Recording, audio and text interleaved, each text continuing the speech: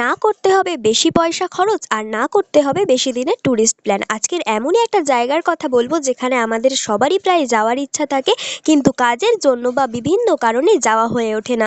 কিন্তু বছরের পর বছর আমরা পুরীতে বেড়াতে যাচ্ছি, শ্রীধাম পুরী ধামে, জগন্নাথ দেবের ধামে। আর সেইখানেই কিন্তু আছে গুপ্ত বৃন্দাবন, আর সেই ভিডিওই আজকের তোমাদের সাথে শেয়ার করতে চলেছি। তো পুরো ভিডিওটা দেখো স্কিপ না করে।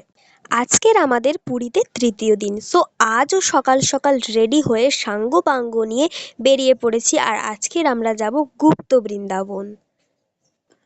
পুরী মানেই জগন্নাথ দেবের দর্শন, আর এর সাথে সাইট সিন তো রয়েছে, তবে এর মধ্যে জনপ্রিয় হলো পুরীর গুপ্ত বৃন্দাবন।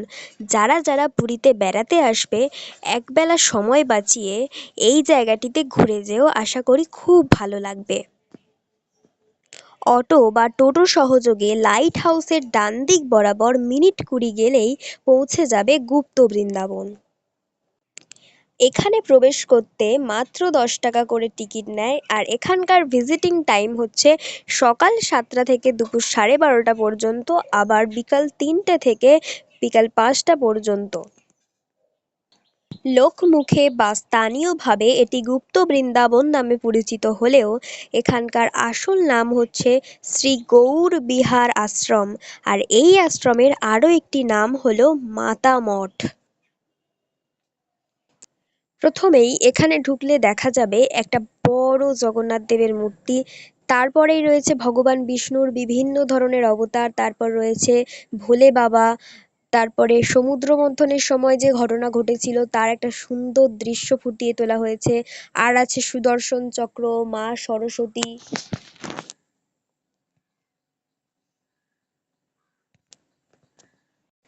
আশ্রমের ভেতরের দিকটা কিন্তু একদম অন্যরকম। গাছগাছালিতে পরিপূর্ণ এক গ্রামীণ পরিবেশ, যেখানে ফুটিয়ে তোলা হয়েছে শ্রীকৃষ্ণের বিভিন্ন রকম রূপ। আরও রয়েছে বামন অবতার, কালীয়নাথ দমন, গোপীদের বস্ত্রহরণ, শ্রীকৃষ্ণের লীলাক্ষেত্র।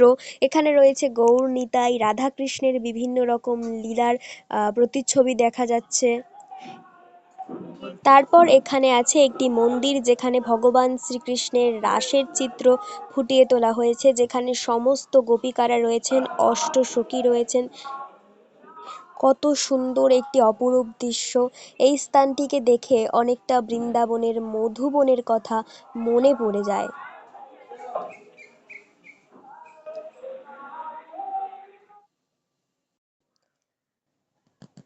তারপর এখানে আছে একটি শনিদেবের মন্দির, যেখানে সবাই প্রদীপ জ্বালাচ্ছে।